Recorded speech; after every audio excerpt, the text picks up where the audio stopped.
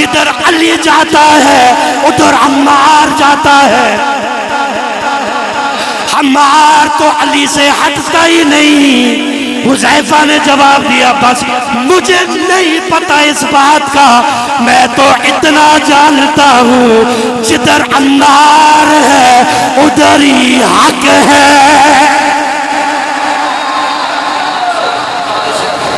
جدھر عمار ہے ادھر ہی حق ہے۔ انہاں کہا جی ہوتے علی نہ لوٹ جائی نہیں تے اسی علی نہ جڑنے نہیں ہیں۔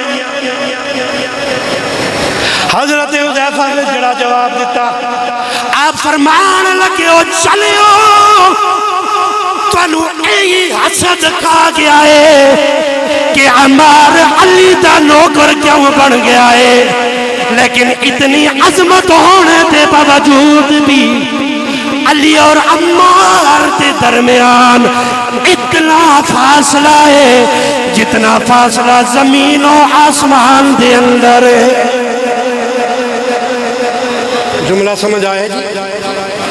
حضرت حذیفہ صحابی رسول ایک فتوہ لا دئیو نا، کیوں نہ زمین و آسمان کہا دیتا ہے ایڈا فاصلہ کس دا؟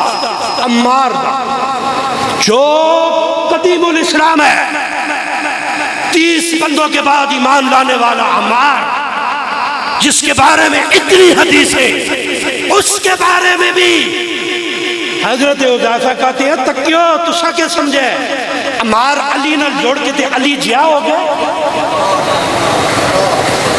علی نہ برابر ہو گئے، نہ کیا ہو، علی علی ہے،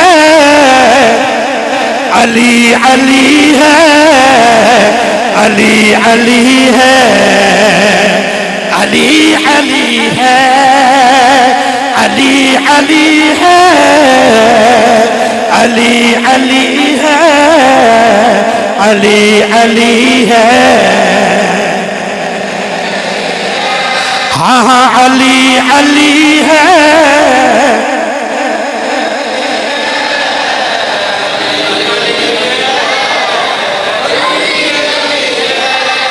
وہ سنو حضرت حذیفہ کی بات، حضرت حذیفہ نے بتایا قدیم الاسلام ہونے کے باوجود، اتنی عظمتوں کا مالک ہونے کے باوجود، حضرت عمار جب علی دی برابری نہیں کر سکتا تو بہت بعد والوں کو کدھر علی کے برابر کر رہے ہیں۔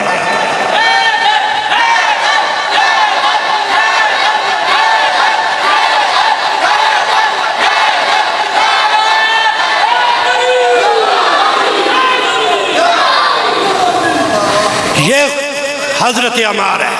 آج سمجھ آئیے عمار کس کو کہتے ہیں؟ ہاں، عمار کا ذکر اس لیے نہیں کیا جاتا کہ عمار کی صبح ہوتی علی علی کرتے، عمار کی شام ہوتی علی علی کرتے، اوے تے عمار دا ذکر اوہی کر سکتا ہے جیتی کٹی وچ ماں نے علی علی پلایا ہو۔